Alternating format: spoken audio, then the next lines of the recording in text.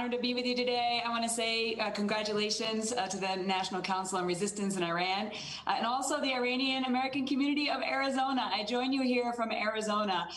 For my background, I served 26 years in our Air Force. I deployed 6 times to the Middle East and Afghanistan. I was a fighter pilot and the first woman in U.S. history to fly in combat and command a fighter squadron in combat. So I just want to say today, we are with you, the freedom-loving people of Iran. We are with you. We stand with you. God created us all with a desire to be free, and I'm so grateful for all you do to stand up for the Iranian people and their God-given freedoms. I'm also grateful for your focus on equal participation of women in the political, social, and economic future of Iran. You all know, and you've been hearing from many amazing speakers today about the dangerous Iranian regime. And it's time for the Iranian people to be able to have their own voice, to be able to govern themselves and to have fundamental human rights and freedoms. They are the largest state sponsor of terror.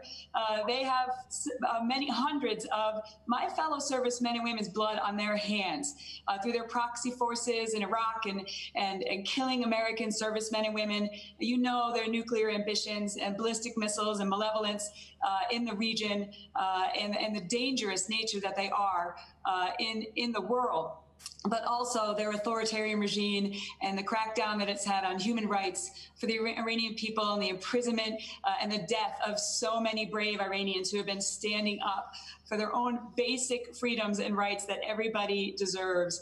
I stood against the awful deal with Iran. I thought it was weak and it didn't address their other malevolent activity, and it just gave them an influx of cash to be able to continue with their repressive internal actions and their terrorist sponsoring activities in the region. So I agreed in us pulling out of that deal.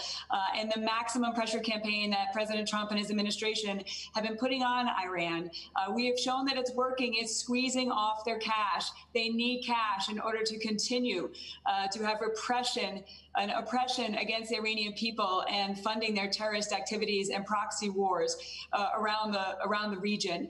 We must continue in a unified way with our European partners to support the maximum pressure campaign.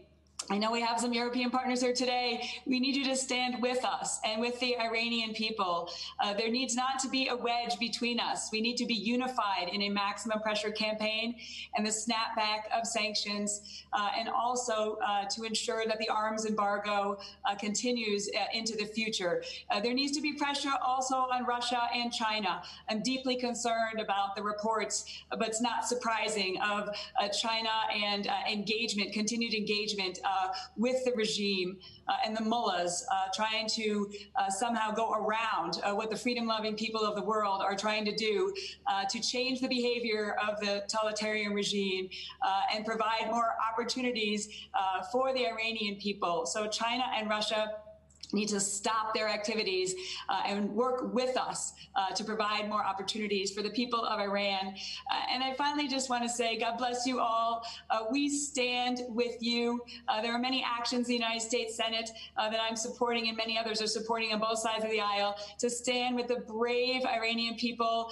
At least 1,500 were killed in these last protests, likely more, so many more imprisoned. You are putting everything on the line for your God-given freedoms. God bless you all. Our prayers are with you, and we stand with you that you will be free.